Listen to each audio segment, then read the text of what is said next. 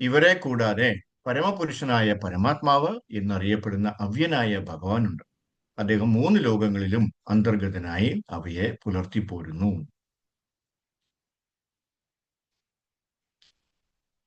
ഭാവാർത്ഥം. ശീല പ്രഭുപാദ് കി ജയ്. ഈ ശ്ലോകത്തിന്റെ ആശയം കഠോപനിഷത്തിൽ ഭംഗിയായി ആവിഷ്കരിച്ചിട്ടുണ്ട്. ശ്വേതാശ്വതോപനിഷത്തിലും അങ്ങനെ തന്നെ. ബദ്ധരും മുക്തരുമായ ജീവാത്മാക്കൾ സംഖ്യാതീതമാണ്. അവർക്കുപരിയാണ് പരമാത്മാവായ പരമപുരുഷനെന്ന് ഈ കൃതികൾ സ്പഷ്ടമാക്കുന്നു. നിത്യോ നിത്യാനാം ചേതനാശ്ചേതനാം. ബദ്ധരും മുക്തരുമായ ജീവസത്തകൾക്കിടയിൽ അത്യുന്നതനായ ഒരു ജീവസത്തയുണ്ട്.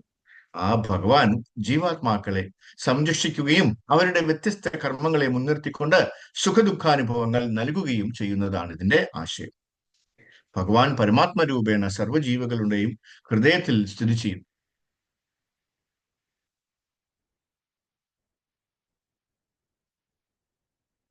ഈ പരമാത്മാവിനെ അറിയുവാൻ സാധിച്ച ബുദ്ധിമാനായ ഒരുവൻ മാത്രമാണ് പൂർണ്ണശാന്തി നേടാൻ യോഗ്യനാകുന്നത്. ഹരേ കൃഷ്ണ. ഓം അജ്ഞാനതിമിരന്തസ്യ ജ്ഞാനാഞ്ജനശലാകയാ ചക്ഷുരുന്മീലിതം തസ്മൈ ശ്രീ ഗുരുവേ നമഃ. നമോ ഓം വിഷ്ണുപദായ കൃഷ്ണപ്രസാദ ഭൂതലേ ശ്രീമതി ഭക്തിവേദാന്ത സ്വാമിനി നാമേ. നമസ്തേ സരസ്വതി ദേവി ഗൗരിവാണി പ്രചാരണേ നിർവിശേഷ ശൂന്യവാദി പാശ്ചാത്യദേശാരി. जय श्री कृष्ण चैतन्य प्रभु नित्यानंद श्री अद्वैत गदाधर शिवासादि गौर भक्त वृंद. हरे कृष्णा कृष्णा कृष्णा हरे हरे, हरे राम राम राम हरे हरे. हरि ओम तत्सत. हरे कृष्णा. അപ്പോ ഭഗവത്ഗീത യഥാരൂപം പുരുഷോത്തമ യോഗം അധ്യായം 15 17ാമത്തെ ശ്ലോകമാണ് നമ്മൾ എടുക്കുന്നത് ഇന്ന്, അല്ലെ? അപ്പോ ഇതില് ഈ 15ാം അധ്യായത്തില് 3 ശ്ലോകങ്ങൾ. ഇതിന് നമ്മൾ ഇന്നിപ്പോ 17ആണ് എടുക്കുന്നത്. അതിന് മുൻപേ ഉള്ള ഒരു ശ്ലോകം 16, അതിനുശേഷമുള്ള ഒരു ശ്ലോകം 18 എല്ലാ വേദങ്ങളുടെയും തത്വശാസ്ത്രത്തിന്റെയും സാരാംശമാണ്. അതല്ല, ഇതിന്റെ ഒക്കെ ചുരുക്കമാണ് ഈ 3 ശ്ലോകങ്ങൾ എന്നാണ് പറയുന്നത്.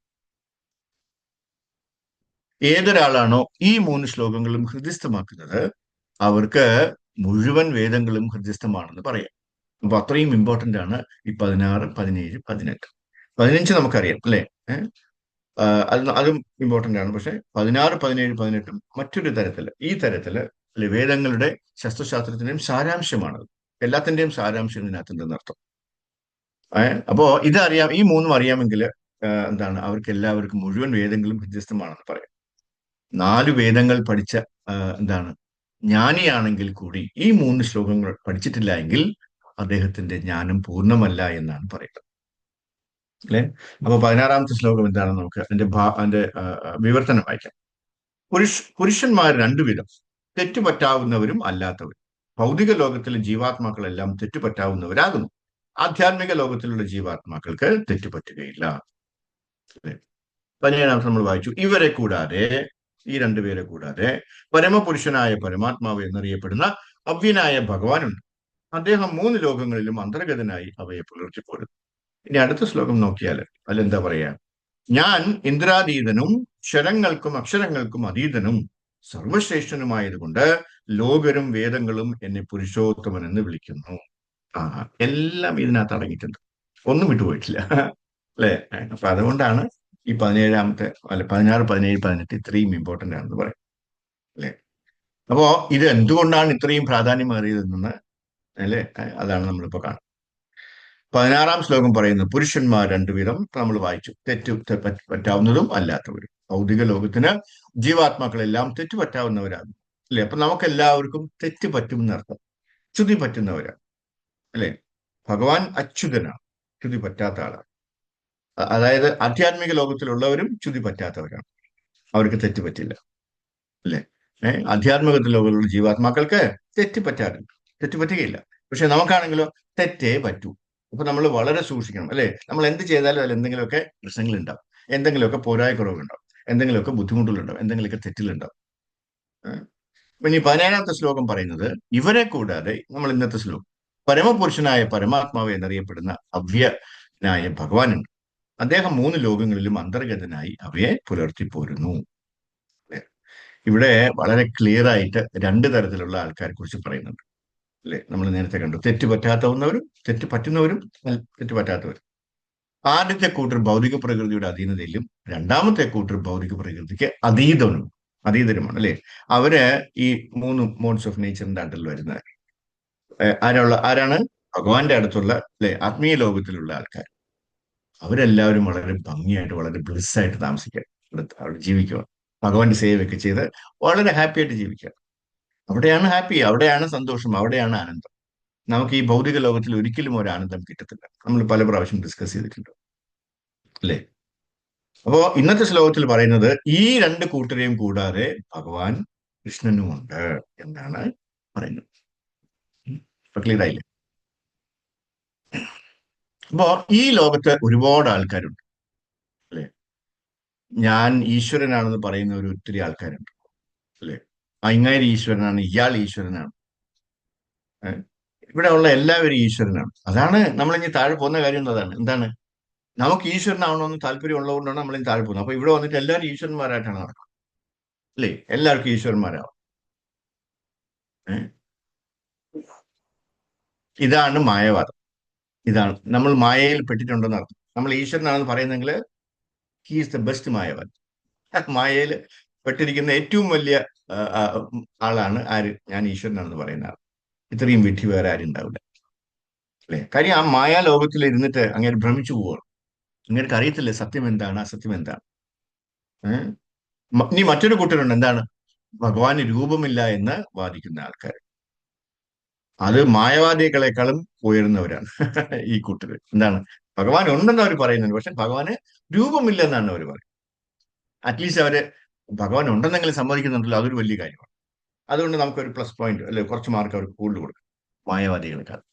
അല്ലേ? മായവാദികൾ എന്ന് പറഞ്ഞാൽ ഈശ്വരന്മാർ അങ്ങനെ ഒരു സാധനം ഇല്ലെന്ന് പറയും. ഇന്നലെ ഞാൻ രണ്ടു ദിവസം, കഴിഞ്ഞ ആഴ്ച ഞാൻ ഈസ്റ്റോഡിൽ കൂടെ പോയപ്പോൾ അവിടെ പുത്തിരിക്കുണ്ട് മൈതാനത്തിൽ ഭയങ്കര സമ്മേളനം നടക്കുക, നിരീശ്വരവാദികളുടെ. അങ്ങനെ പറയുന്നത് ഞാൻ ഇങ്ങനെ ഇങ്ങനെ ആ റൗണ്ട് എടുത്തപ്പോൾ ഞാൻ ഒരു ചെറുതായിട്ടൊന്ന് കേട്ടതാണ്. എന്താണ്, എന്താണോ ഇല്ലാത്തത് അതാണ് ഇവർ ഈശ്വരൻ എന്ന് പറഞ്ഞുകൊണ്ടിരിക്കുന്നത്, അല്ലേ? ഇവരെയൊക്കെ മടൽ വെട്ടി അടിക്കണ്ടേ? ഇമ്മരാണ് അവിടെയോ ഇഷ്ടം, എന്തുമാത്രം ആൾക്കാരാണെന്നല്ലോ അത് കേൾക്കാനായിട്ട് ഇങ്ങനെ ഉത്സുകരായിട്ടിരിക്കുന്ന.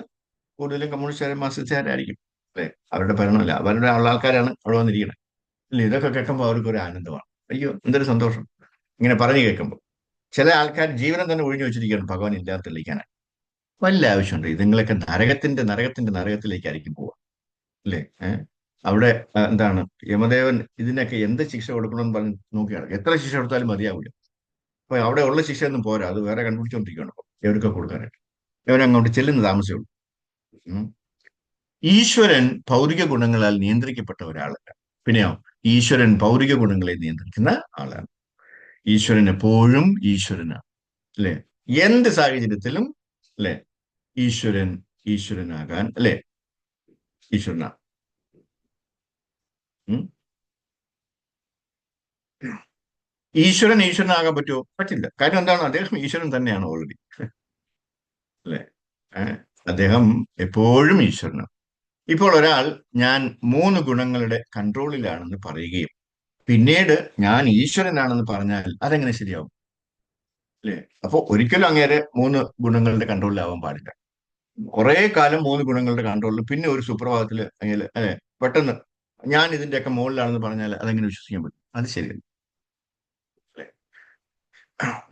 ഇനി അതുപോലെ തന്നെ ഈശ്വരനെ മറ്റെന്തോ നിയന്ത്രിക്കുകയാണെന്ന് പറഞ്ഞാൽ, അല്ലെങ്കിൽ ആരോ ഈശ്വരനെ നിയന്ത്രിക്കുന്നുണ്ടെന്ന് പറഞ്ഞാൽ അദ്ദേഹവും ഒരിക്കലും ഈശ്വരനല്ല, അല്ലേ? ആരാലും നിയന്ത്രിക്കപ്പെട്ട ആളല്ല.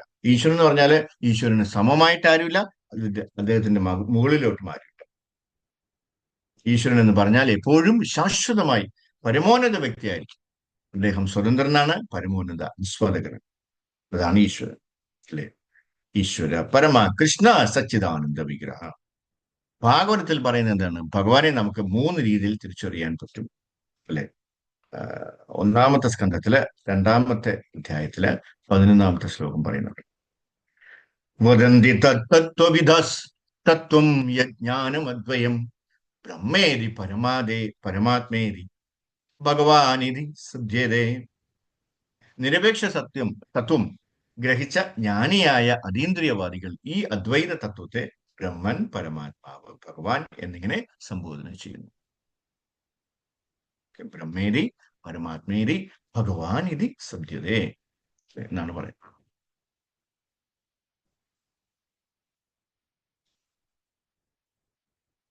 ആദ്യം നാം ബ്രഹ്മനായി മനസ്സിലാക്കും, പിന്നീട് അത് പരമാത്മാവായി മനസ്സിലാക്കുന്നു, അവസാനം നാം ഭഗവാനെ മനസ്സിലാക്കുന്നു. അപ്പോ അതാണ് ഈ മൂന്ന് തരത്തിലാണ് ആൾക്കാര് ഭഗവാനെ മനസ്സിലാക്കുന്നത്.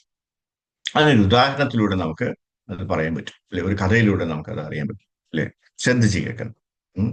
ഇപ്പോ നമ്മള് ആ, തിരുവനന്തപുരത്ത് നിന്ന് വേറെ സ്ഥലത്തുണ്ട്, പക്ഷെ എന്റെ മനസ്സിൽ ഇപ്പൊ വരുന്ന ഒരു സ്ഥലമാണ്, അതായത് നാഗർകോവില്, അങ്ങനെ നാഗർകോവിലോട്ട് പോകുന്ന വഴി, അല്ലെ? തമിഴ്നാട്ടിലോട്ട് പോകുന്ന വഴിക്ക്, അങ്ങനെ ഇപ്പൊ ഇവിടെയൊക്കെ ആണെങ്കിൽ ഒന്നുമില്ല, അല്ലെ? റോഡ് മാത്രമേ ഉള്ളൂ, വേറെ ഒന്നും കാണാൻ പറ്റില്ല. കുറെ കഴിയുമ്പോൾ വിജനമായിട്ടുള്ള സ്ഥലം വരും, അല്ലെ? നമ്മളിങ്ങനെ ഒരു ഗ്രാമപ്രദേശത്തോട് കാറിൽ പോകുമ്പോൾ നമുക്ക് വളരെ ദൂരെയായി ഇന്ന് ആകാശത്ത് ഒരു പച്ച നിറം കാണാൻ പറ്റും. എന്താണ്? ഇപ്പൊ വളരെ ദൂരെ നോക്കുമ്പോൾ എന്തോ ഒരു പച്ച നിറത്തിൽ എന്തോ നിറം മാത്രം ക്ലിയർ ആവും, അല്ലെ? ചെറിയൊരു ഡോട്ട് പോലെ പച്ച നിറത്തിൽ. അപ്പോൾ നമുക്ക് മനസ്സിലാകും അവിടെ എന്തോ ഒരു പച്ച നിറത്തിലുണ്ട് എന്നാണ് നമുക്ക് മനസ്സിലാക്കാൻ പറ്റും, അല്ലെ? നമുക്ക് കാണാം, അത്ര ദൂരെയാണ്, അതുകൊണ്ട് നമുക്ക് കാണാൻ പറ്റുന്നില്ല, ക്ലിയർ അല്ല. അപ്പൊ ഒരു പച്ച നിറത്തിലുള്ള എന്തോ ഉണ്ടോ ആണെന്ന് മാത്രമേ നമുക്ക് മനസ്സിലാക്കാൻ പറ്റൂ. പക്ഷെ ഒന്നും നമുക്ക് തെളിച്ച് മനസ്സിലാവില്ല അതെന്താണെന്ന്. ഈ ഒരു അവസ്ഥയെ നമ്മുടെ ആദ്യത്തെ അവസ്ഥയെ, അല്ലെ, ബ്രഹ്മൻ ആയി താരതമ്യം ചെയ്യാം. ബ്രഹ്മൻ, അല്ലെ, ഭഗവാൻ അനശ്വരനാണെന്ന് മനസ്സിലാവും. അപ്പൊ ആദ്യത്തെ പടിയായി. അപ്പൊ അങ്ങനെ കാർ ഇങ്ങനെ കുറച്ചുകൂടി ഇങ്ങനെ പൊക്കോണ്ടിരിക്കുമ്പോൾ, മുന്നോട്ട് പോകുമ്പോൾ, നമ്മൾ നേരത്തെ കണ്ട പച്ച നിറത്തിന്റെ ഏതാണ്ട് അടുത്ത് വരുമ്പോൾ നമുക്ക് മനസ്സിലാകും അതൊരു പർവ്വതമായിരുന്നു, വലിയൊരു പർവ്വതമായിരുന്നു, അതെ, ഒരു മലയായിരുന്നു. ഇപ്പോൾ നമുക്ക് മല നന്നായി കാണാൻ സാധിക്കും. വളരെ അടുത്തായിട്ട് നമ്മൾ ഈ നഗരത്തിലോട്ട് പോകുന്ന വഴിക്ക് എല്ലാവരും അനുഭവിച്ചിട്ടുണ്ടാവും, അല്ലെങ്കിൽ നമ്മളെ നാട്ടിലും ഉണ്ട്, കേരളത്തിലും ഉണ്ട്, അല്ലേ? അങ്ങനെ സ്ഥലങ്ങളൊക്കെ ഉണ്ട്. പാലക്കാട്ടേക്കൊക്കെ പോകുമ്പോൾ അവിടെയൊക്കെ ഉണ്ടാവും. ഇപ്പോൾ നമുക്ക് മല നന്നായി കാണാൻ സാധിക്കും. പല തരത്തിലുള്ള മരങ്ങളെ നമുക്ക് ക്ലിയർ ആയിട്ട്, അല്ലെ, വളരെ അടുത്ത് ചെല്ലുമ്പോഴത്തേന് വളരെ ക്ലിയർ ആയിട്ട് അടുത്ത് കാണാൻ സാധിക്കും. അപ്പോഴാണ് നമുക്ക് മനസ്സിലാവും, ഓ, ഇതൊരു മലയായിരുന്നു, അതിനകത്ത് കുറെ മരങ്ങളുണ്ട്, അല്ലെ? അതിനെയാണ് നമ്മൾ പരമാത്മ റിയലൈസേഷൻ എന്ന് പറയുന്നത്. അപ്പൊ നമുക്ക് പരമാത്മാവിനെ മനസ്സിലായി. നേരത്തെ എന്തായിരുന്നു? ഒരു എന്താണ്, അവിടെ ഒരു പച്ച നിറത്തിൽ എന്തോ ഉണ്ട്. അതാണ് ബ്രഹ്മൻ റിയലൈസേഷൻ. നമ്മൾ വളരെ അടുത്ത്, കുറച്ചുകൂടെ അടുത്തടുത്ത് കുറെ സേവയൊക്കെ ചെയ്ത്, അല്ലെ, വളരെ അടുത്ത് വന്നപ്പോ നമുക്കത് മനസ്സിലായി, ഇതൊരു മലയാണ്, ഇത് ഒരുപാട് വൃക്ഷങ്ങളുണ്ട് അതിനകത്ത്, അല്ലെ? പല തരത്തിലുള്ള വൃക്ഷങ്ങളുണ്ട് എന്നൊക്കെ നമുക്ക് മനസ്സിലായി. അപ്പൊ അതാണ് എന്താണ് പരമാത്മ റിയലൈസേഷൻ. ഇവിടെ ഭഗവാന് രൂപമുണ്ടെന്നും പരമാത്മ രൂപേണ എല്ലാവരുടെയും ഹൃദയത്തിൽ വസിക്കുന്നുവെന്നും നമുക്ക് മനസ്സിലാകും. ഉപനിഷത്തുകൾ പറയുന്നു നമ്മുടെ ശരീരം ഒരു മരത്തിനോട് ഉപമിച്ചിരിക്കുന്നു. ആ മരത്തിൽ രണ്ട് പക്ഷികൾ ഇരിക്കുന്നു. അതിലൊരു പക്ഷി ഈ മരത്തിലെ വിവിധ പഴങ്ങൾ ആസ്വദിക്കുക, എല്ലാ പഴങ്ങളും ഇങ്ങനെ പറിച്ച് തിന്നുകൊണ്ടിരിക്കുക. ചിലത് ചില എന്താണ് പഴങ്ങള് മധുരമായിരിക്കും, ചിലത് കയ്പുള്ളതായിരിക്കും, ചിലത് പുളിപ്പായിരിക്കും, അല്ലെ? അതെല്ലാം അത് കഴിക്കുന്നുണ്ട്, ഒന്നും വെറുതെ കളയുന്നുണ്ട്, അല്ലേ? മധുരിച്ചാലും കയ്പിച്ചാലും, അല്ലെ, പുളിച്ചാലും അതെല്ലാം ആ പക്ഷി കഴിക്കുന്നുണ്ട് എന്നർത്ഥം. നമ്മൾ ഈ കഥ കേട്ടിട്ടുണ്ട്, അല്ലെ? അപ്പൊ പക്ഷേ രണ്ടാമത്തെ പക്ഷി ഇതൊന്നും കഴിക്കാതെ, ചെയ്യാതെ, ഒരു ജോലിയും ചെയ്യാതെ, ഒന്നും ചെയ്യാതെ ആദ്യത്തെ പക്ഷിയെ തന്നെ ഇങ്ങനെ നോക്കിക്കൊണ്ടിരിക്കുകയാണ്. ഇവൻ എന്നാടാ എന്റെ മുഖത്തേക്ക് നോക്കുന്നത്, ഇവൻ എന്നാടാ എന്റെ അടുത്തേക്ക് വരുന്നത്, എന്നുള്ള, അടുത്തടുത്തിരിക്കും എന്ന ഒരു ആകാംക്ഷയിലാണ് മറ്റേ പക്ഷി നോക്കിയിരിക്കുന്നത്, അല്ലെ? അപ്പൊ ആദ്യത്തെ പക്ഷി എന്താണ്? ജീവാത്മാവ്, നമ്മൾ തന്നെയാണ്. നമ്മളൊക്കെ എന്താണ്, നമ്മളൊക്കെ ആയി ഉപമിച്ചിരിക്കുന്നു ആ ജീവാത്മാവ്. എല്ലാ സുഖങ്ങളും അനുഭവിച്ചു കൊണ്ടിരിക്കുന്നു, സുഖവും ദുഃഖവും സമ്മിശ്രമായി അനുഭവിക്കുന്നു. രണ്ടാമത്തെ പക്ഷിയെ പരമാത്മാവായി എന്താണ് ഇവിടെ ഉപമിച്ചിരിക്കുന്നു, സൂപ്പർ സോൾ. അതാണ് നമ്മുടെ ഉള്ളില് ആരുണ്ട്? സൂപ്പർ സോളായിട്ട് പരമാത്മാവുണ്ട്, ഭഗവാനുണ്ട്. ഉം. സാക്ഷാൽ ഭഗവാൻ എല്ലാവരിലും വസിക്കുന്നു. സച്ചിത് ആനന്ദ വിഗ്രഹം, അല്ലെ? നമ്മുടെ ഭൂതവും വർത്തമാനവും ഭാവിയും എല്ലാം ഭഗവാൻ അറിയാം. നമ്മൾ എന്തുമാത്രം ജന്മം എടുത്തിട്ടുണ്ടെന്നും, അല്ലെ, അവിടെയൊക്കെ നമ്മൾ എന്തൊക്കെ ചെയ്തിട്ടുണ്ടെന്നും എല്ലാം ഭഗവാൻ വളരെ കൃത്യമായിട്ട് അറിയാം. ഇത്രയൊക്കെ പൊടിച്ച ആളാണ് എന്നൊക്കെ ഭഗവാൻ മനസ്സിലാക്കാൻ പറ്റും, അല്ലെ? പക്ഷെ നമുക്ക് മാത്രം അതിന്റെ ഓർമ്മ ഭഗവാൻ തന്നിട്ടില്ല, മായ കൊണ്ട് മൂടിക്കളയും, അല്ലെ? അപ്പൊ അതുകൊണ്ട് നമുക്ക് ഏതൊക്കെ ജന്മം എടുത്തിട്ടുണ്ടെന്നോ, എത്ര പുഴുവായിട്ടുണ്ടെന്നോ, എത്ര പഴുതാരായിട്ടുണ്ടെന്നോ, എത്ര പാറ്റയായിട്ടുണ്ടെന്നോ, എത്ര ആനയായിട്ടുണ്ടെന്നോ, എത്ര കടുവായിട്ടുണ്ടെന്നോ നമുക്കറിയത്തില്ല, അല്ലേ? നമ്മൾ വിചാരിക്കുന്നത് നമ്മൾ എന്നും ഈ സുന്ദരകുട്ടപ്പനായിരുന്നു എന്നാണ്. ഒരിക്കലുമല്ല. പക്ഷെ അതിന്റെയൊക്കെ ആ ഒരു ഓർമ്മ ആര് ഭഗവാൻ തന്നിട്ടില്ല, ഭഗവാൻ നമുക്ക് തന്നിട്ടില്ല, അല്ലെ? പക്ഷെ ഇതെല്ലാം തന്നെ നമ്മുടെ എന്താണ് ഭാവി ഭൂതം എല്ലാം ആർക്കറിയാം? ഭഗവാൻ അറിയാം. യോഗികളൊക്കെ മനസ്സിലാക്കിയതെന്ന് ഈ പരമാത്മാവ് അറിയും, അല്ലെ? ആത്യന്തികമായ അറിവാണ്, അല്ലെ? എന്താണ് അറിവെന്ന് പറയുന്നത്? ഭഗവാനെ അറിയുക എന്നതാണ്. പരമസത്യം എന്ന് പറയുന്നത് സാക്ഷാൽ ഭഗവാൻ ശ്രീകൃഷ്ണനാണ്. അതാണ് പരമസത്യം. അപ്പൊ എന്താണ് പരമസത്യം? സാക്ഷാൽ ഭഗവാൻ ശ്രീകൃഷ്ണൻ, അതാണ് പരമസത്യം. ഭഗവാനാണ്, ശ്രീകൃഷ്ണനാണ് സാക്ഷാൽ പരബ്രഹ്മം എന്ന് മനസ്സിലാക്കുന്നവനാണ് ഏറ്റവും വലിയ ജ്ഞാനി, അല്ലെ? അപ്പോ നേരത്തെ നാം വന്ന കാർ, അല്ലെ, ഈ ഈ മലയുടെ അരികില് പാർക്ക് ചെയ്തിട്ട് നമ്മൾ എന്ത് ചെയ്യും? നമ്മള് പതുക്കെ അത് ഡോറൊക്കെ തുറന്ന് വെളിയിൽ ഇറങ്ങി ഉള്ളിലേക്ക് കിടക്കാൻ, അല്ലെ? നമുക്ക് അവിടെ ചെല്ലുമ്പോ ഇപ്പോ നമ്മള് ഈ വളരെ നേരത്തെ ചെറിയൊരു പച്ച ഡോട്ടായിട്ട് കണ്ടത് ഇപ്പൊ നമുക്ക് മനസ്സിലായി എന്താണ്, ഒരു വലിയ മലയാണ്, വലിയ പർവ്വതമാണ്. അപ്പൊ നമ്മൾ അതിന്റെ അടുത്ത് വന്നിട്ട് കാറൊക്കെ അവിടെ സ്റ്റോപ്പ് ചെയ്തിട്ട് ഇവിടെ പാർക്ക് ചെയ്തിട്ട് നമ്മൾ ഉള്ളിലേക്ക് കിടക്കുകയാണ്. അതിന്റെ ഡീറ്റെയിൽസ് കാണാനായിട്ട്, അതിന്റെ ഭംഗി കാണാനായിട്ട്, ആസ്വദിക്കാനായിട്ട് നമ്മൾ അകത്തോട്ട് പോകും. അപ്പൊ അവിടെ എന്തൊക്കെ കാണാൻ പറ്റും നമുക്ക്, അല്ലെ? നമുക്ക് അവിടെ വിവിധ മൃഗങ്ങളെ കാണാൻ പറ്റും, അല്ലെ? വിവിധ തരത്തിലുള്ള വൃക്ഷങ്ങളെ കാണാൻ പറ്റും. വിവിധ തരത്തിലുള്ള ആൾക്കാരെ കാണാൻ പറ്റും, അല്ലെ? അവിടെ എന്താണ് ആദിവാസികളൊക്കെ ഉണ്ട്, ഉം, അല്ലെ? അവിടെ അരുവികളുണ്ട്, പക്ഷികളുണ്ട്, ആളുകളുണ്ട്, വീടുകളുണ്ട്, അവരുടെയൊക്കെ വീടുകളുണ്ട്, ഒക്കെ കാണാൻ സാധിക്കും, വളരെ അടുത്ത് കാണാൻ സാധിക്കും. ഇതാണ് എന്താണ് ആ മലയുടെ പൂർണ്ണമായ അറിവ്. അവിടെ അരുവികളുണ്ട്, അല്ലെ? നല്ല മരങ്ങളുണ്ട്, നല്ല തണുപ്പാണ്, നല്ല സൂര്യൻ പ്രകാശം കൊണ്ട് താഴോട്ട് വരില്ല, കാരണം അത്രയ്ക്കും കാടാണ്, അല്ലെ? അപ്പൊ അതിന്റെയൊക്കെ എന്തൊക്കെ മരങ്ങളൊക്കെയാണ് ഉള്ളതൊക്കെ വളരെ ഡീറ്റെയിൽ ആയിട്ടുള്ള ഒരു വ്യൂ നമുക്ക് ഇപ്പൊ കിട്ടുകയാണ്, കാര്യം തൊട്ടടുത്ത് നോക്കുകയാണ്. അപ്പൊ നമുക്ക് മുഴുവൻ മലയും പൂർണ്ണമായി മനസ്സിലാക്കും. ഇങ്ങനെ നമ്മൾ ഭഗവാനെ പൂർണ്ണമായി മനസ്സിലാക്കുന്നു, അല്ലെ? പരാശര മുനി പറയുന്നു, വിഷ്ണു പുരാണത്തിൽ പറയുന്നുണ്ട്, എന്താണ്? ഭഗവാൻ എന്ന് പറഞ്ഞാൽ ആർക്കാണോ ഭഗ് ഉള്ളത്, ഭഗ് ഉള്ള ആളിനെ നമ്മൾ ഭഗവാൻ എന്ന് പറയും. ഇപ്പൊ നമ്മള് ബലമുള്ള ആളിനെ ബലവാൻ എന്ന് പറയില്ല, അതുപോലെ, അല്ലെ? ആ ഭഗ് എന്താണ്? 6 ഗുണങ്ങൾ, അല്ലെ, ആണ് ഭഗ്, അല്ലെ? അപ്പൊ ശരിക്കും 6 ഗുണങ്ങൾ അടങ്ങിയതാണ് ആര്? ഭഗവാൻ. ഉം. അതെന്തൊക്കെയാണ് 6 ഗുണങ്ങൾ? എല്ലാവർക്കും അറിയാം, എന്നാലും ഒന്നും കൂടി ഡിസ്കസ് ചെയ്യാൻ, അല്ലെ? അപ്പോ വിഷ്ണു പുരാണത്തിൽ പറയുന്നുണ്ട്, ഐശ്വരസ്യ സമഗ്രസ്യ വീര്യസ്യ യശസ്സ ശ്രീയ ജ്ഞാന വൈരാഗ്യശ്ചൈവ സന്നം ഭാഗ ഇരിങ്കുന ഇരിങ്കുന. മുഴുവൻ ഐശ്വര്യവും, ഐശ്വര്യസ്യ, മുഴുവൻ ജ്ഞാനവും, മുഴുവൻ ശക്തിയും, മുഴുവൻ പ്രശസ്തിയും, മുഴുവൻ സൗന്ദര്യവും, മുഴുവൻ ത്യാഗവും, അല്ലെ? കരുണാസാഗരമാണ്, ശക്തിമാനാണ്, ധനവാനാണ്, സുന്ദരനാണ്, ഭഗവാൻ എല്ലാം തികഞ്ഞവനാണ്, അല്ലെ? സത് ചിത് ആനന്ദ വിഗ്രഹം. എന്താ ഈ മുഴുവൻ പറയാൻ കഴിയും? കാരണം അതിൽ ബാക്കി വയ്ക്കാനില്ല, അല്ലെ? മുഴുവൻ അടങ്ങിയിരിക്കുന്നത്, ഫുള്ളായിട്ട് അടങ്ങിയിരിക്കുന്നത്, കംപ്ലീറ്റ് ആയിട്ട് അടങ്ങിയിരിക്കുന്നത്, അതെ, കംപ്ലീറ്റ് ആയിട്ടുള്ള ഐശ്വര്യം. നമ്മളിപ്പോ ഒരു വലിയൊരു ധനവാനെ എടുത്തു കഴിഞ്ഞാൽ, അല്ലെങ്കിൽ, അല്ലെ, ഇപ്പൊ അവർക്ക് നല്ല ധനം ഉണ്ടാവും, പ്രശസ്തി ഉണ്ടാവും, പക്ഷെ ബാക്കിയൊന്നും ഉണ്ടാവില്ല, അല്ലെ? അവർക്ക് എല്ലാ ദിവസവും അസുഖങ്ങളായിരിക്കും, ഡയബറ്റിക് കാണും, BP കാണും, കൊളസ്ട്രോൾ കാണും, അതെല്ലാം ഉണ്ടാവും. അപ്പൊ നേരെ ആഹാരം പോലും കഴിക്കാൻ പറ്റില്ല. അപ്പോ ബാക്കിയൊന്നും ഉണ്ടാവില്ല. അതാണ് ഇവിടെ പറയുന്നത്, മുഴുവൻ ഐശ്വര്യവും, മുഴുവൻ ജ്ഞാനവും, മുഴുവൻ ശക്തിയും എന്ന് പറയുന്നത്, അല്ലെ? അല്പം പോലും ബാക്കി വെച്ചിട്ടില്ല. അങ്ങനെ ഒരു ആളിനെയാണ് ആര് പറയാ? ഭഗവാൻ ഭഗ് ഉള്ള ആൾ, ഭഗവാൻ എല്ലാം തികഞ്ഞവനാണ്, സച്ചിത് ആനന്ദ വിഗ്രഹം, അല്ലെ? സുഖദേവ ഗോസ്വാമി എന്താണ്, ജനിച്ച ഉടനെ തന്നെ വീട് വിട്ടുപോയി, അല്ലെ? ഈ ലോകം മുഴുവൻ മായയാണെന്നും മിഥ്യയാണെന്നും അദ്ദേഹത്തിന് അറിയാമായിരുന്നു. 16 കൊല്ലം, അല്ലെ, ആ അമ്മയുടെ, അല്ലെങ്കിൽ എന്താണ്, അമ്മയുടെ വയറ്റിനകത്ത്, അല്ലെ, കിടക്കുകയാണ്. കിടന്നിട്ട് ഞാൻ ഇങ്ങോട്ട് വരത്തില്ല എന്നാണ് പറയുന്നത്.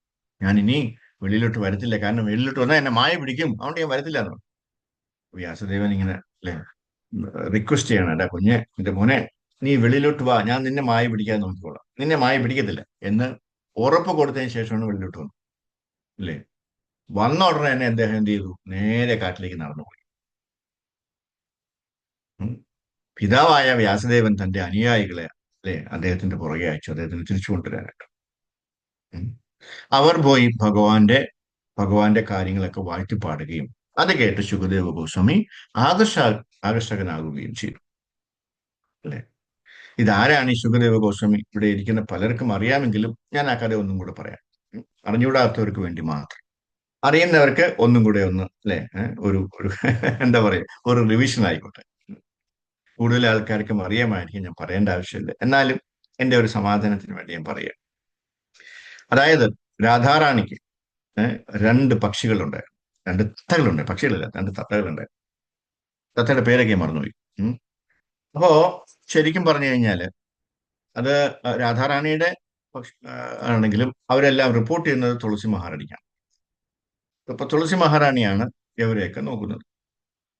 അപ്പൊ ഈ തത്തകളുടെ ജോലി എന്ന് പറഞ്ഞു കഴിഞ്ഞാല് ഇങ്ങനെ പൊക്കത്തിൽ പറന്ന് നോക്കി പറന്നിട്ട് അല്ലെ ഭഗവാനും കൃഷ്ണനും രാധാറാണിക്കും ഭഗവാൻ കൃഷ്ണനും രാധാറാണിക്കും ഇരുന്ന് എന്താ ആ വൈകിട്ടുള്ള സന്ധ്യ ഇരുന്ന് സല്ലപിക്കാനും ആനന്ദിക്കാനും ഉള്ള സ്ഥലം കണ്ടുപിടിക്കുകയാണ് ഈ തത്തകളുടെ ജോലി. അപ്പോൾ ഒരു ദിവസം ഒരു പ്രാവശ്യം തിരഞ്ഞെടുത്ത സ്ഥലം വേറെ പിന്നെ എടുക്കാൻ പാടില്ല. എന്നിട്ട് അവരെന്ത് ചെയ്യണം? നേരെ കൊണ്ടുപോയി തുളസി മഹാറാണിക്ക് പറഞ്ഞു. തുളസി മഹാറാണി അത് പോയി കണ്ട് ഒന്നും കൂടെ ഒന്ന് സെലക്ട് ചെയ്തിട്ട് രാധാറാണിയെ അറിയിക്കും. അതാണ് ആ എന്താണ് ഹൈറാർക്കി. ഒരു ദിവസം ഒരു തത്ത വിചാരിച്ചു, ഒരു തത്ത ഇങ്ങനെ പോയിട്ട് നല്ലൊരു സ്ഥലം, സൂപ്പർ ആയിട്ടുള്ള ഒരു സ്ഥലം, അരുവിയൊക്കെ ഉള്ള ഒരു സ്ഥലം കണ്ടുപിടിച്ചു. നല്ല അരുവിയും നല്ല തണുപ്പും നല്ല എന്താണ് മയിലുകളൊക്കെ ഉള്ള ഒരു സ്ഥലം കണ്ടുപിടിച്ചിട്ട് ആലോചിക്കാണ്, ഞാൻ എന്തിനാ ഇപ്പോ ഈ തുളസി മഹാറാണിയോട് പോയി പറഞ്ഞിട്ട് പിന്നെ തുളസി മഹാറാണി പോയി രാധാറാണിയോട് പറയണം, എനിക്ക് ഡയറക്റ്റായിട്ട് പോയിക്കൂടെ? അപ്പൊ ആ ക്രെഡിറ്റ് മുഴുവൻ എനിക്ക് കിട്ടട്ടെ. എങ്ങനെയോ എപ്പോഴോ ഒരു ഇച്ചിരി അസൂയ, അവിടെ ഒരിക്കലും ഒരു സേവകന് അസൂയ വരുന്നതല്ല. പക്ഷെ നമ്മളെല്ലാവരും ജീവാത്മാക്കളായതുകൊണ്ട് ഇത് അതിനിടയിലൊക്കെ വന്നുപെടും അല്ലേ? നമ്മൾ എത്രയൊക്കെ സൂക്ഷിച്ചാലും, അതുകൊണ്ടാണ് പറയുന്നത് പദം പദം വിപദമാണ്.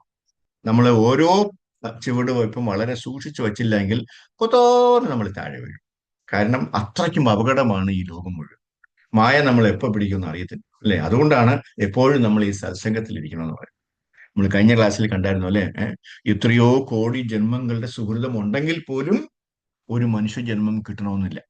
ഒരു മനുഷ്യജന്മം കിട്ടിയാൽ പോലും ഭക്തി, നമുക്ക് ഭഗവാന്റെ ഭക്തി അല്ലെ, കൃഷ്ണഭക്തി നമുക്ക് കിട്ടണമെന്നില്ല.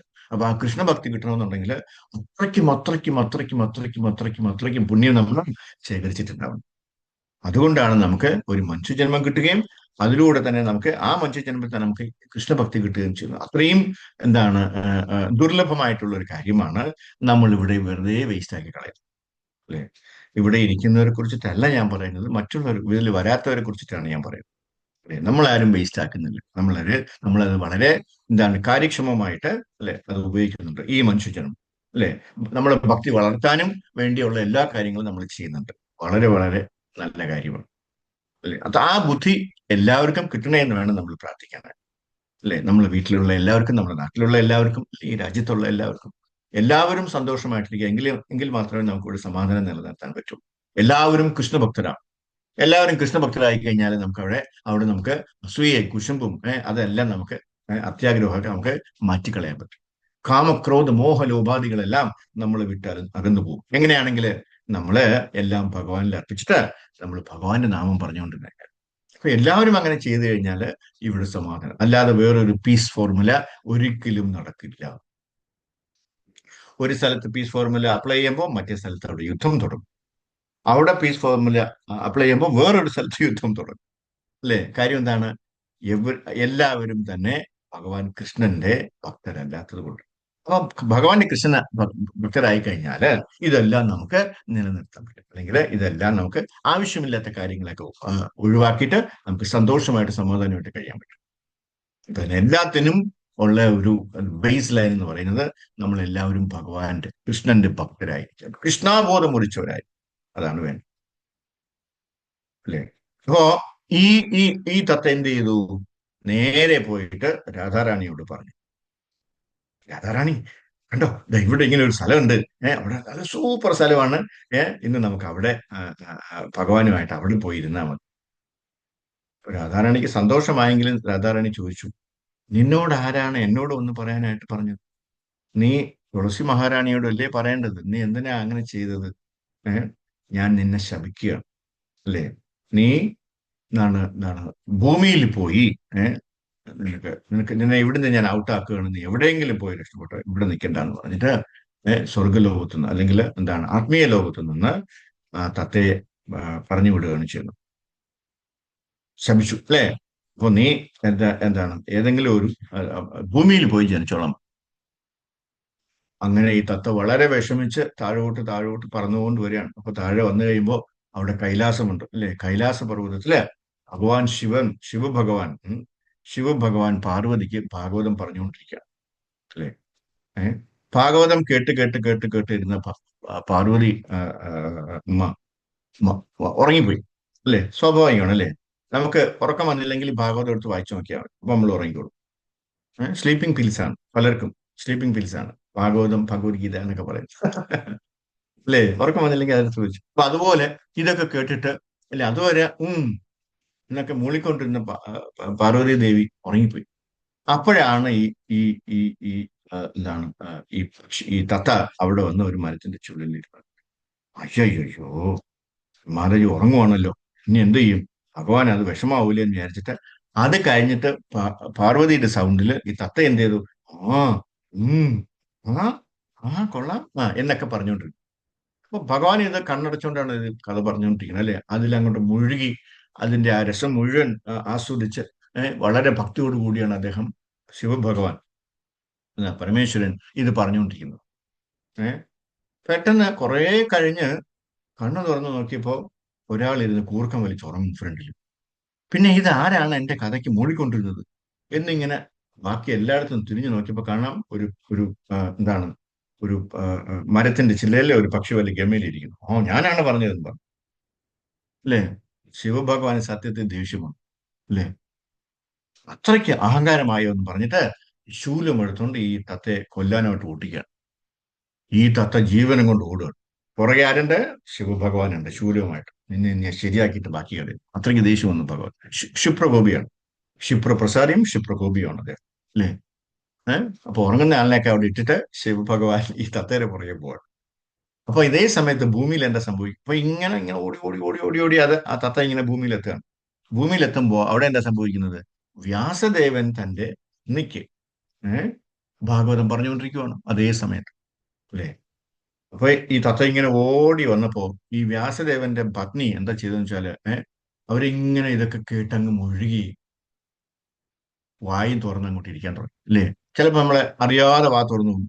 കണ്ടിട്ടില്ലേ അങ്ങനെ, അല്ലേ? ഇത്രയും ഇങ്ങനെ മുഴുകിയിരിക്കുമ്പോൾ നമ്മൾ പരിസരം മറന്നു പോകും.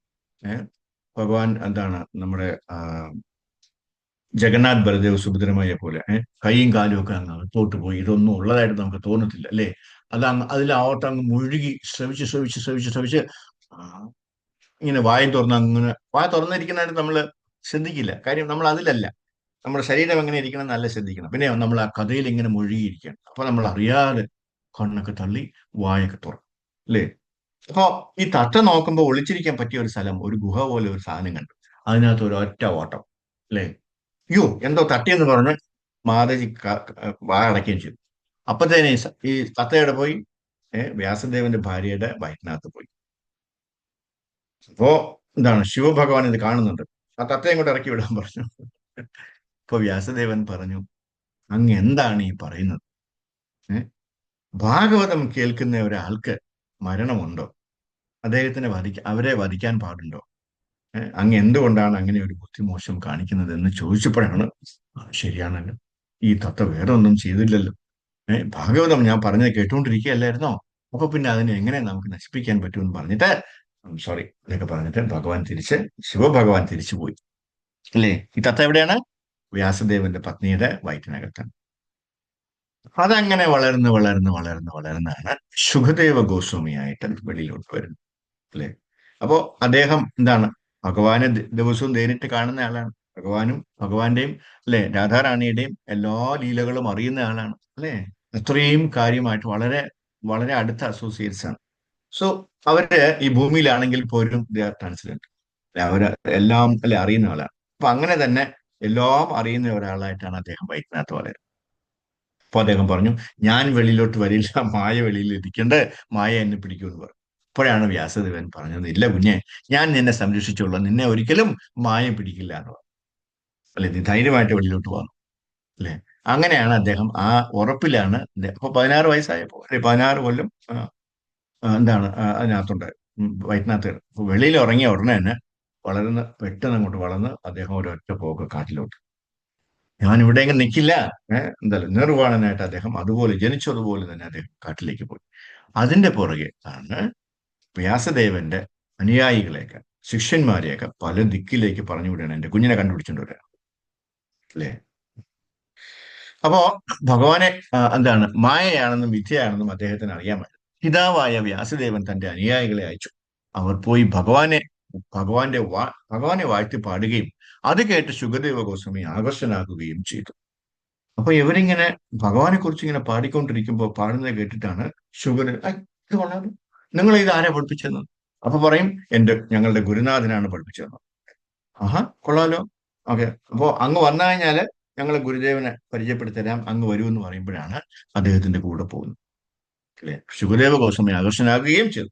തന്നെ വിഷം കഴിപ്പിച്ച്, ഏത് ശ്ലോകമാണ് പറഞ്ഞതെന്നുള്ളതാണ് ഇവിടെ ഇമ്പോർട്ടന്റ്. അല്ലെ, അവരന്ന് പാടിയത്, തന്നെ വിഷം കഴിപ്പിച്ച് കൊല്ലാൻ വന്ന ഭൂതനയെ, അല്ലെ, എന്താണ്, ഗോലോക വൃന്ദാവനത്തിൽ തന്റെ അമ്മയാക്കിയ ആ പരമപുരുഷനെ സ്മരിച്ചുകൊണ്ട് എന്റെ പിതാവിന്റെ അടുത്തേക്ക് എന്താണ് ശുകദേവ ഗോസ്വാമി പോവുകയാണ് ചെയ്യുന്നത്.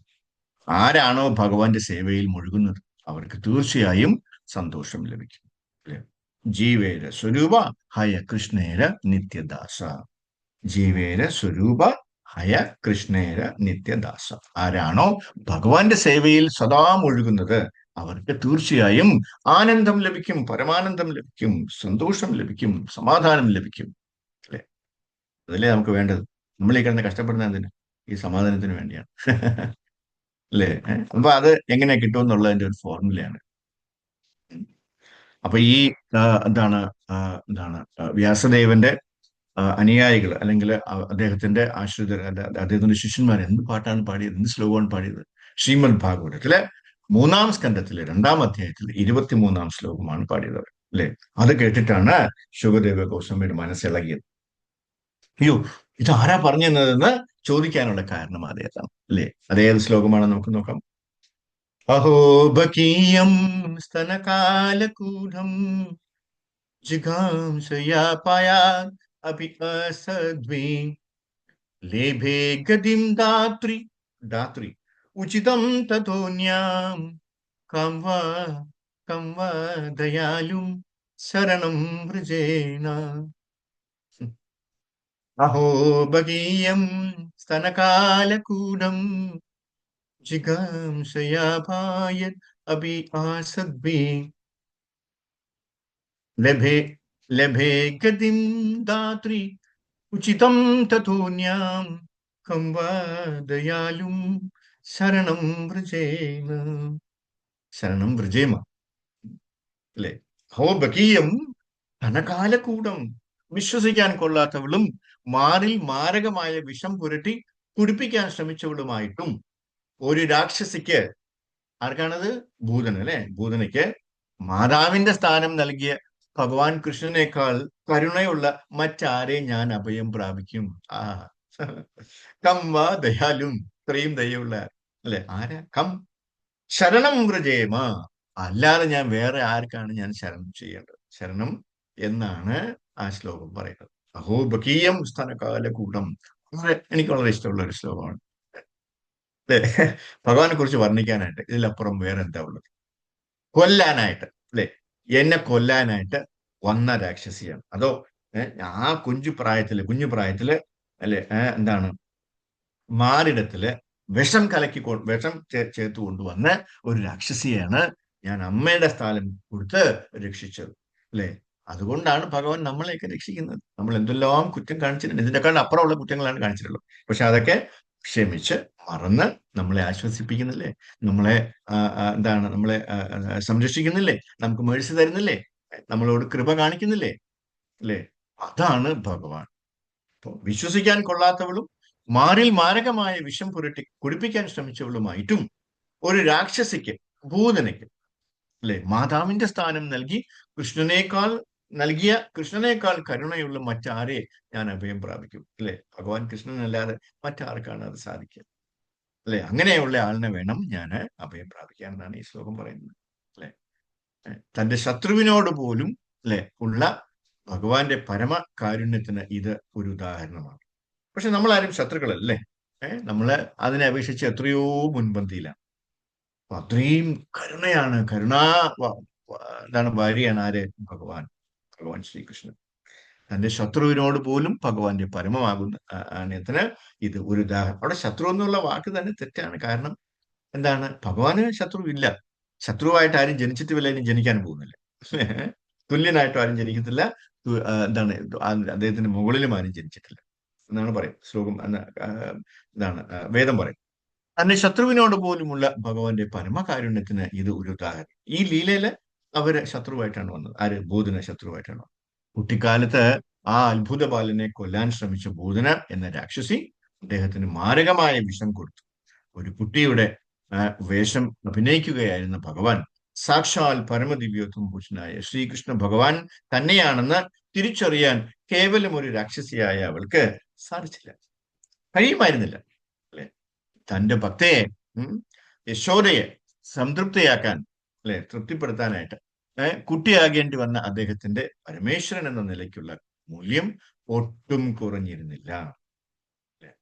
ഇതൊക്കെയാണ് മായ എന്ന് പറയുന്നത്. മായ കൊണ്ട് നമ്മളെ ഇങ്ങനെ വലച്ചളയും. ബ്രഹ്മാവ് പോലും അതിൽ പെട്ടുപോയില്ലേ. അല്ലേ, ഇത് എന്റെ ഭഗവാനാണെന്ന് എനിക്ക് വിശ്വസിക്കാൻ പറ്റുന്നില്ല. കാര്യം എന്താണ്?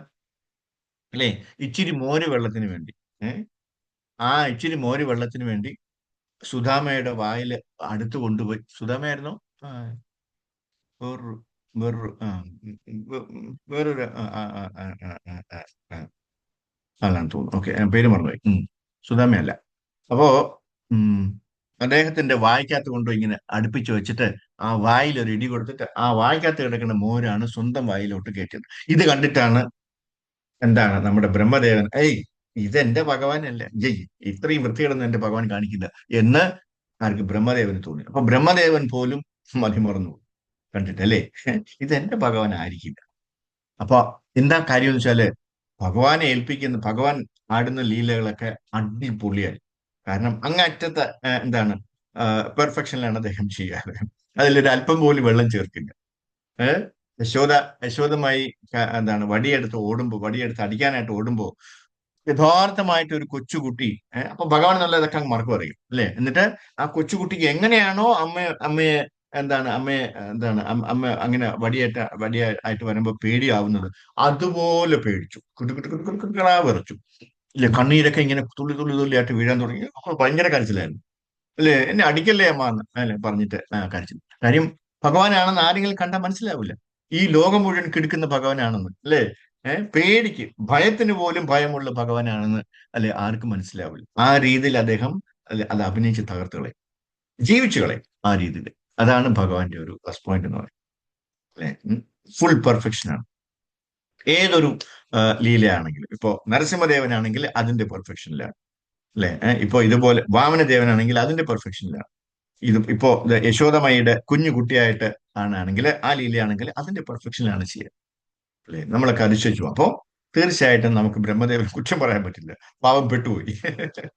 അല്ലേ, ഭഗവാൻ സാക്ഷാൽ പരമദിവ്യോത്തമ പുരുഷനായ ശ്രീകൃഷ്ണൻ തന്നെയാണെന്ന് തിരിച്ചറിയാൻ കേവലം ഒരു രാക്ഷസിയായ അവർക്ക് കഴിയുമായിരുന്നില്ല, ഭൂതനയ്ക്ക് കഴിയുമായിരുന്നില്ല. തന്റെ ഭക്തയായ യശോദയെ തൃപ്തിപ്പെടുത്താനായിട്ട് അവരുടെ വയറ്റില് മകനായിട്ട് എന്റെ കൂടെ ജീവിക്കണം എന്നാണ് അവർ വിചാരിച്ചത്. അല്ലെ, അതുകൊണ്ടാണ് അവരുടെ കൂടെ, യശോദാമ്മയുടെ കൂടെ കുട്ടിയായി ജനിക്കേണ്ടി വന്നത്. അദ്ദേഹത്തിന്റെ എന്താണ് പരമേശ്വരൻ എന്ന നിലയ്ക്കുള്ള മൂല്യം ഒട്ടും കുറഞ്ഞിരുന്നില്ല. ഭൂതന സ്നേഹമയിയായ മാതാവായി അഭിനയിച്ച് മുലനുകരാൻ അനുവദിച്ചത് കൊണ്ടാണ് ഭഗവാൻ കൃഷ്ണൻ അവരുടെ മാതൃത്വം സ്വീകരിച്ചത്. അതുകൊണ്ട് ആ ഭഗവാൻ അല്ലാതെ ആരാണ് പരമമായ അഭയം എന്നാണ് ഈ ശ്ലോകം പറയുന്നത്. അല്ലെ, ഇപ്പൊ നമുക്ക് എല്ലാവർക്കും എന്താ വേണ്ടത്? അല്ലെ, ആ അഭയസ്ഥാനമാണ് നമ്മൾ എന്താണ് മനസ്സിലാക്കേണ്ടത്. അപ്പോ ഈ ആചാര്യന്മാരൊക്കെ നമുക്ക് പറഞ്ഞു തരുന്നത് ഇതിന്റെ അപ്പുറത്ത് മറ്റൊരു ആളില്ല. അല്ലെ, നമുക്ക് ഏറ്റവും വിശ്വാസമായിട്ട് എന്താണ് സറണ്ടർ ചെയ്യാൻ പറ്റിയ ഒരാൾ തന്നെയാണ് ശ്രീകൃഷ്ണ ഭഗവാൻ. അല്ലെ, കൃഷ്ണ ഭഗവാൻ കി ജയ്. അപ്പോ നമ്മളത് മനസ്സിലാക്കിയിട്ട് പിന്നെ എന്ത് ചെയ്യണം? ഭഗവാനെ എങ്ങനെ സേവ ചെയ്യണം, ഭഗവാനെ എങ്ങനെ സന്തോഷിപ്പിക്കണം, ഭഗവാൻ എന്തൊക്കെ ചെയ്താലാണ് ഭഗവാന് സന്തോഷം വരിക, നമ്മളെ കാണുക അല്ലെ എന്നാണ് നമ്മൾ വിചാരിക്കുന്നത്. അപ്പൊ നമ്മള് അതിലോട്ട് മുഴുകി ഭഗവാന്റെ നിത്യം ഭാഗവത സേവയ, നിത്യം ഭഗവത സേവയ അല്ലെ, എന്താണ് എപ്പോഴും ഹരിസ്മരണമായിട്ടിരിക്കാം. എന്താണ് അതാണ് നമ്മൾ ചെയ്യേണ്ടത്. അതിന് എന്തൊക്കെ ചെയ്യാൻ പറ്റുമോ അതൊക്കെയാണ് ചെയ്യേണ്ടത്. അതിനൊക്കെയുള്ള എല്ലാ സാഹചര്യങ്ങളും നമ്മളുടെ എന്താണ് ഗുരുക്കന്മാരും ആചാര്യന്മാരും നമ്മുടെ ആദികർത്ത പ്രഭുവും അതുപോലെയുള്ള ആൾക്കാരും ഗോവിന്ദ പ്രഭു ഒക്കെ നമുക്ക് ചെയ്തു തരുന്നുണ്ട്. നമ്മൾ അത് നന്നായിട്ട് ഉപയോഗപ്പെടുത്തിയാൽ മാത്രം മതി അല്ലെ. ഭഗവാന്റെ സ്ഥാനത്ത് നിന്നുകൊണ്ടാണ് അവർ ഇതൊക്കെ നമുക്ക് തരുന്നത്. അവരെന്തുമാത്രം വിഷമിക്കുന്നുണ്ട്, എന്തുമാത്രം കഷ്ടപ്പെടുന്നുണ്ട് ഇതൊക്കെ നമുക്ക് റെഡിയാക്കി തരാനായിട്ട് അല്ലെ. ഇതിന്റെ പുറകിലൊക്കെ ഒരുപാട് ഒരുപാട് ഒരുപാട് ഒരുപാട് പ്രവർത്തനങ്ങളുണ്ട്. ഒരുപാട് ഒരുപാട് ഒരുപാട് സമയത്തിന്റെ അല്ലെങ്കിൽ ഒരുപാട് കാര്യങ്ങൾ അതിന്റെ പുറകിലുണ്ട്. അതെല്ലാം ചെയ്തിട്ടാണ് അവർ നമുക്ക് ഈ ഒരു അവസരം തരുന്നത്. അപ്പൊ നമ്മൾ എന്താ ചെയ്യേണ്ടത്? ഇതിൽ പങ്കെടുത്താൽ മാത്രം മതി, വേറെ ഒന്നും ചെയ്യേണ്ട ആവശ്യമില്ല അല്ലെ. അപ്പൊ അങ്ങനെയൊക്കെയുള്ള സാഹചര്യങ്ങൾ ഭഗവാൻ നമുക്ക് കാര്യം നമ്മുടെ മനസ്സിൽ എവിടെയോ ഒരു താല്പര്യമുണ്ട്, എനിക്ക് ഇതിലൊക്കെ പങ്കെടുക്കണം. അതുകൊണ്ടാണ് നമുക്ക് അതിൽ പങ്കെടുക്കാൻ പറ്റുന്നത്. അതുകൊണ്ടാണ് നമ്മൾ ഇങ്ങനെയുള്ള ആൾക്കാർ ഭക്തന്മാരുമായിട്ടൊക്കെ എന്താണ് അസോസിയേറ്റ് ചെയ്യാൻ പറ്റുന്നത്, സാധിക്കുന്നത് അല്ലെ. അങ്ങനെയാണ് നമുക്ക് ഈ സത്സംഗത്തിലേക്ക് വന്നു ചേരാൻ പറ്റുന്നത്. അപ്പോൾ മാക്സിമം അത് ഉപയോഗപ്പെടുത്താൻ ശ്രമിക്കുക, ഒരു ദിവസം പോലും നഷ്ടപ്പെടുത്താതെ അല്ലെ. ഈ അവസരങ്ങൾ, ഈ എന്താണ് സുലഭ അവസരങ്ങൾ എല്ലാവർക്കും കിട്ടുന്നതല്ല. ഇവിടെ എത്രയോ കോടിക്കണക്കിന് ജനങ്ങളുണ്ട്. എത്ര പേർക്കാണ് ഇതൊക്കെ കിട്ടുന്നത്? ഈ കൃഷ്ണാപൂരത്തിന്റെ സാധ്യതകൾ കിട്ടുന്ന എത്ര പേർക്കാണ്? വളരെ വിരളമാണ്. അതായത് ഭഗവാൻ ഇങ്ങനെ സെലക്ട് ചെയ്ത് വെച്ചിരിക്കുകയാണ്. നമ്മളെ എല്ലാവരെയും ഭഗവാൻ നമ്മൾ സെലക്ട് ചെയ്തതാണ്. അതുകൊണ്ടാണ് നമുക്ക് ഇവിടെ നിൽക്കാൻ പറ്റുന്നത്. അല്ലാതെ നമ്മുടെ സ്വയം കഴിവുകൊണ്ട്, നമ്മുടെ അഹങ്കാരം കൊണ്ട് ഒരിക്കലും നടക്കില്ല. ഭഗവാന്റെ ആ മേഴ്സി അല്ലെ, ഭഗവാന്റെ മേഴ്സി ഇല്ല എങ്കിൽ, ഭഗവാൻ ഭയങ്കര മേഴ്സിഫുൾ ആണ്. നമ്മൾ ഒരു സ്റ്റെപ്പ് എടുക്കുമ്പോൾ ഭഗവാൻ 10 സ്റ്റെപ്പ് എടുത്ത് നമ്മുടെ അടുത്തേക്ക് വരും. അയ്യോ, എന്റെ കുഞ്ഞിന് എന്നെ കാണാൻ താല്പര്യമുണ്ട്, എന്റെ അടുത്തേക്ക് വരാൻ താല്പര്യമുണ്ട്, അവന് വേണ്ടതെല്ലാം ഞാൻ ചെയ്തു കൊടുക്കണം. ആദ്യ കർത്താ പ്രഭു അവനെ ഒന്ന് വിളിക്കും അല്ലെ എന്ന് പറയും. പ്രഭു പറയും, ഭഗവാൻ പറയും അല്ലേ. ഏഹ് ഗോവിന്ദരാജ് പ്രഭു ഒന്ന് വിളിച്ചൊന്ന് ഓർമ്മപ്പെടുത്തണേ രാവിലെ, അല്ലെങ്കിൽ എന്റെ കുഞ്ഞ് ഉറങ്ങിപ്പോകും എന്നൊക്കെ പറയും. അപ്പൊ അവരെ കൊണ്ട് വിളിപ്പിക്കുന്നതെല്ലാം ഭഗവാനാണ്, ഭഗവാന്റെ മേഴ്സിയാണ്. അത് നമ്മൾ മനസ്സിലാക്കുക. അല്ലാതെ ഒരിക്കലും നമ്മളെ അവരെ ആരും കുറ്റം പറയരുത് അല്ലെ. അവരെ ആരും എന്താണ് ചീത്ത പറയരുത്, എന്താണ് ഇതൊരു ശല്യമായല്ലോ എന്ന് ഒരിക്കലും നമ്മൾ വിചാരിക്കാൻ പാടില്ല. കാര്യം ഭഗവാനായിട്ട് നമുക്ക് തന്ന ഒരു അവസരമാണ് അല്ലെ. നമ്മളിപ്പോ ഫോർ എക്സാമ്പിൾ ഭഗവാന്റെ എന്തെങ്കിലും ഒരു സർവീസ് ചെയ്യണമെന്നുണ്ടെങ്കിൽ തന്നെ നമ്മൾ ആര് പറഞ്ഞു എന്ന് പോകുന്നത്. കാര്യം ഭഗവാൻ അവരെ കൊണ്ട് നമ്മൾ പറയിപ്പിക്കുന്നതാണ്. ഭഗവാനെ ഇഷ്ടമാണ് ഭഗവാന്റെ സേവ എന്റെ കുഞ്ഞ് ചെയ്യണമെന്ന് അല്ലെ, നമ്മൾ ചെയ്തു കൊടുക്കണമെന്ന്. കാരണം നമ്മളെല്ലാവരും ഭഗവാന്റെ മക്കളാണ്. ഭഗവാന്റെ മക്കള് അദ്ദേഹത്തിന് എപ്പോഴും സേവിച്ചുകൊണ്ടിരിക്കണമെന്നാണ് താല്പര്യം അല്ലെ. അപ്പോൾ എന്തിനാണ്? തിരിച്ച് അദ്ദേഹത്തിന്റെ വീട്ടിലേക്ക് കൊണ്ടുപോകാനാണ്, ഗ്രാമത്തിലേക്ക് പോകാനാണ്. അതിനുള്ള വഴികളാണ് അദ്ദേഹം നോക്കുന്നത്. അപ്പൊ നമ്മള് എല്ലാ സാധ്യതകളും നമ്മൾ ഉപയോഗിച്ച് എത്രയും പെട്ടെന്ന് ഭഗവത് ധാമത്തിലേക്ക് തിരിച്ചെത്താൻ വേണ്ടി വേണം നമ്മൾ ശ്രമിക്കാനായിട്ട്. ഹരേ കൃഷ്ണ. ഞാനിവിടെ നിർത്തുകയാണ്. എന്തെങ്കിലും സംശയം ഉണ്ടെങ്കിൽ ചോദിക്കാം. ഹരേ കൃഷ്ണ. ഹരേ കൃഷ്ണ പ്രഭു. പ്രണാമ പ്രഭു. ഹരേ കൃഷ്ണ മാറി. ഹരേ കൃഷ്ണ. ഹരേ കൃഷ്ണ പ്രഭു. പദം വിബുധം എന്ന് പറഞ്ഞില്ലേ പ്രഭു? ആ ഒരു ലൈൻസ് മാത്രമേ ഉള്ളൂ? അല്ലല്ല, ഞാൻ അതിന്റെ ഒരു വാക്യം മറന്നുപോയി. വിബുധം എന്നുള്ളത്, ആ വിബുധം എന്നുള്ളത് ആ ദായാണോ? ഏത് ദായാണ് പ്രഭു? പദത്തിന്റെ ദാ തന്നെയാണോ വിബുധം എന്ന് പറയുന്നത്? പദം വിപദം, അതെ, ഒരേ താണെന്നാണ് എനിക്ക് തോന്നുന്നത്. എനിക്ക് അത്ര ക്ലിയർ അല്ല മറിച്ച്. ഹരേ കൃഷ്ണ. അതിന്റെ ശ്ലോകം ഏതാണെന്ന് എവിടെയാണെന്ന് ഞാൻ കണ്ടുപിടിച്ച് ഞാൻ പറഞ്ഞു വേണേ. ഹരേ കൃഷ്ണ. ഹരേ കൃഷ്ണ. ഹരേ കൃഷ്ണ. ജയ് ശ്രീ അനന്ത പത്മനാഭ സ്വാമിക്ക് ജയ്. ഹരേ കൃഷ്ണ. എന്തെങ്കിലും സംശയം ഉണ്ടെങ്കിൽ ചോദിക്കാം. ഇനിയുണ്ട് 2 മിനിറ്റ് ഉണ്ട്. ഓരോ മിനിറ്റും വളരെ വിലയേറിയതാണ്. ഭഗവാൻ പറയുന്നുണ്ട് ഇനി 1 മിനിറ്റ് സമയം ഞാനാണെന്ന് ഭഗവാൻ പറയുന്നു. പ്രഭു ഒരു മുന്നറിയിപ്പ് കൂടെയാണ്, വലിയ ചോദ്യം ഒന്നും ചോദിക്കരുതെന്നുള്ള. ഹരേ കൃഷ്ണ. ഏതായാലും നല്ല ക്ലാസ് ആയിരുന്നു പ്രഭു. ഹരേ കൃഷ്ണ. താങ്ക് യു പ്രഭു. നല്ല ക്ലാസ്, നല്ല ക്ലാസ്. ഈ ശുഗ എങ്ങനെയാ വ്യാസദേവന്റെ ഭാര്യന്റെ വയറ്റിലെത്തിയെന്നുള്ള ആ ഭാഗം ഞാൻ കേട്ടില്ല. അതെങ്ങനെ എത്തുന്നത്? താഴോട്ട് വന്ന് ഈ മഹാദേവൻ കഥ പറഞ്ഞു കൊടുക്കുന്നത് പാർവതി ഉറങ്ങുന്നൊക്കെ, അപ്പൊ അതെങ്ങനെയാ വയറ്റിലെത്തത് എന്നുള്ളത് കേട്ടില്ല, ആ ഭാഗം കേട്ടില്ല. ആകാശത്ത് നിന്ന് ശിവഭഗവാൻ തൃശൂലമായിട്ട് ഓടിക്കുകയാണ്. ഇത് പുറകെ ഓടുകയാണ്, തത്ത ജീവനും കൊണ്ട് ഓടുകയാണ്. പറന്ന് ഒരു താഴെ ഭൂമിയിലെത്തിയപ്പോ അവിടെ ആ സമയത്ത് വ്യാസദേവൻ അദ്ദേഹത്തിന്റെ പത്നിക്ക് ഭാഗവതം വിവരിച്ചു കൊടുത്തുകൊണ്ടിരിക്കുക. അപ്പോ അതിലിങ്ങനെ കേട്ട് അമ്മ ഇങ്ങനെ അത് ആസ്വദിച്ച് കേട്ട് വാ തുറന്ന് ഇങ്ങനെ ഇരുന്നു പോയി. ആന്ന് പറഞ്ഞിരുന്നു പോയി. നമ്മൾ അത്ര ആസ്വദിച്ച് അതിൽ മുഴുകിയിരിക്കുമ്പോൾ നമ്മള് നമ്മുടെ ശരീരത്തിനെ ആ കുറിച്ചും നമ്മുടെ മുഖത്തിനെ കുറിച്ചൊന്നും ചിന്തിക്കില്ല അല്ലേ? നമ്മള് ശരിയാ തള്ളി അതിലിങ്ങനെ കണ്ണൊക്കെ തള്ളി ആഹാ. എന്നും പറഞ്ഞ് അപ്പൊ തത്ത നോക്കിയപ്പോ ഒളിച്ചിരിക്കാൻ നല്ലൊരു ഗുഹ കിട്ടി അല്ലേ? അതൊരു ഒറ്റ ഓട്ടം അതിനകത്ത് നേരെ അങ്ങ് അകത്തേക്ക് പോയി. അങ്ങനെയാണ് വ്യാസദേവന്റെ പത്നിയുടെ ഉള്ളില് വയറ്റിനകത്ത് ഈ തത്ത കയറുന്നത് അല്ലേ? അതെ ഇതൊക്കെ കണ്ട് കലി തുള്ളി വന്ന പരമശിവൻ പറഞ്ഞു, മര്യാദയ്ക്ക് തത്ത ഇങ്ങോട്ട് ഇറക്കി വിടാൻ പറഞ്ഞു. അപ്പോഴാണ് വ്യാസദേവൻ പറഞ്ഞത്, അങ്ങ് എന്താ പറയുന്നത്? അങ്ങ് മതി മറന്നു പോയോ? ഭാഗവതം ശ്രവിക്കുന്ന ഒരാളെ നമുക്ക് എങ്ങനെ വധിക്കാൻ പറ്റും? കാര്യം അത്രയും ഉന്നതമായിട്ടുള്ള ഒരു കാര്യമാണ് അത് കേട്ടുകൊണ്ടിരിക്കുന്നത്. അപ്പൊ അതിന് അത്രയും പുണ്യം കിട്ടുകയല്ലേ? അതിനെ എങ്ങനെ അപ്പോഴാണ് ശിവഭഗവാന് ആ ഒരു സിറ്റുവേഷനിൽ അവയർനെസ് വന്നത്. ശരിയാണല്ലോ, ശരി, അപ്പൊ ശരി, ഓക്കെ, താങ്ക് യു, അപ്പൊ ഞാൻ തിരിച്ചു പോകണമെന്ന് പറഞ്ഞ് അദ്ദേഹം വന്ന വഴി തിരിച്ചു പോയി. ഇത് അതിനകത്ത് കിടക്കുക.